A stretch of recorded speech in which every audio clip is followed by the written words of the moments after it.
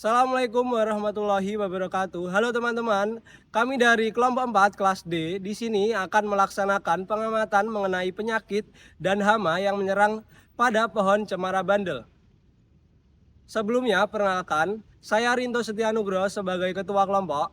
Saya Sabrina Putri Sunita Agustin. Saya Wina Aulia Larasati. Saya Mika Jeremy Wasia. Saya Roro Rangganisbas Nandra.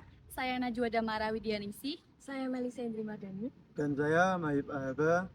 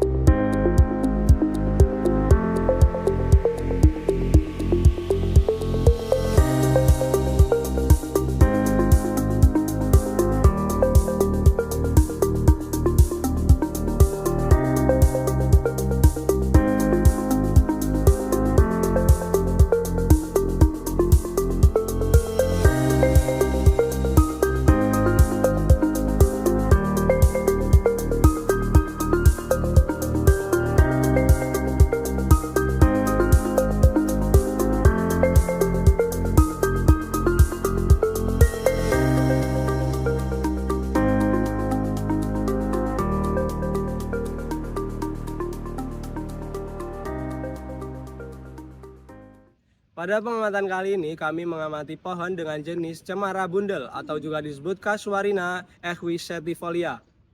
Pohon ini terletak di sebelah utara gedung Balairung UGM. Dapat diketahui bahwa pohon ini memiliki berbagai penyakit maupun infeksi akibat suatu jamur dan hama tumbuhan, yaitu salah satunya oleh laba-laba pada pohon cemara bundel. Pohon cemara bundel ini dikenal dengan sistem perakarannya yang tunggang, kemudian untuk batangnya kecil, ramping, dan juga silindris. Untuk permukaan kulitnya itu berwarna coklat kegelapan disertai dengan retakan, lalu untuk daun umumnya berwarna hijau kegelapan. Pohon cemara bundel memiliki berbagai manfaat pada kehidupan dan juga kesehatan manusia. Yang pertama dapat meredakan stres, kedua dapat mengatasi bronkitis dan juga batuk, ketiga dapat mengobati cacingan, mengandung vitamin C, dapat juga berperan sebagai bahan masakan, lalu dapat menyehatkan kulit, mengatasi abrasi dan juga menyuburkan tanah, dan yang terakhir adalah sebagai dekorasi dan juga hiasan, contohnya pada pohon Natal. Pohon ini tidak akan optimal jika terkena infeksi. Infeksi ini menyebabkan pemanfaatannya sulit. Infeksi ini biasanya disebabkan oleh jamur Rhizospharia dan Cytospora yang menyebabkan daunnya kering dan kanker pada batang atau cabang. Infeksi jamur dapat terjadi apabila kondisi patogen, lingkungan, dan inangnya saling mempengaruhi. Infeksi jamur merupakan penyakit biotik yang dipengaruhi oleh faktor lingkungan, yaitu suhu udara dan curah hujan yang mempengaruhi kelembapan. Suhu udara yang cukup hangat menyebabkan pertumbuhan jamur relatif lebih tinggi, sedangkan kelembapan udara yang cukup tinggi mendukung pertumbuhan spora jamur. Iklim di daerah Yogyakarta, khususnya di UGM, mendukung kedua faktor tersebut untuk berkembang. Selanjutnya, infeksi jamur pada pohon ini dapat dilihat melalui tanda dan gejalanya. Pada jamur Rhizophaea nidelcast, gejala primernya dapat dilihat melalui akarnya. Pada akarnya, ketika ditumbuhi jamur, akan berwarna kejingga-jinggaan hingga ke ungu-unguan. Sehingga jamur yang tumbuh pada akar tersebut akan mengalami pembusukan pada tingkat lanjut. Pada gejala sekunder, daun akan terlihat menguning, mengering, bahkan rontok. Kemudian pada rantingnya ujung ini akan patah, terus di cabangnya akan mengecil dan timbul bercak pada kulit batang pohonnya. Pada serangan berat, gejalanya dapat dilihat berdasarkan tajuk pohon yang semakin menipis sehingga pohon akan nampak gundul. Batang dan akar membusuk, struktur kayu rusak, dan pohon mudah roboh. Dan yang paling parah akan mengalami kematian pada pohon. Menurut proses terjadinya pada pohon ini, gejalanya disebut dengan atropik atau hipoplasia karena gejala-gejalanya disebabkan oleh infeksi pada jamur. Hal ini menyebabkan pertumbuhan tanaman terhambat.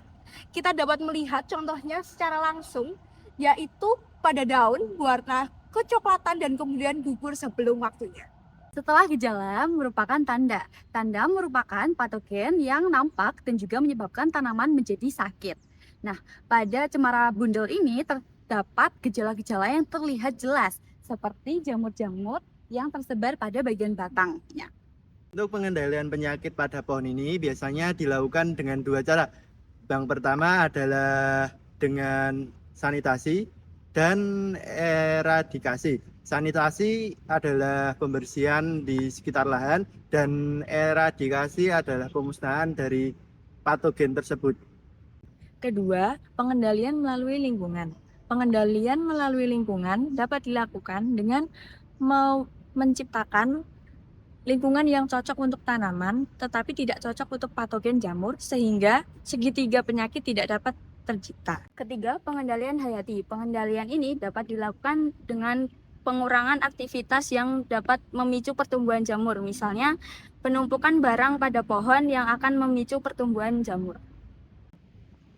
Yang keempat yaitu pengendalian secara kimiawi, di mana pengendalian ini dilakukan dengan pemberian fungisida, dapat berupa sebagai seperti pengolesan, penyemprotan, ataupun fumigasi.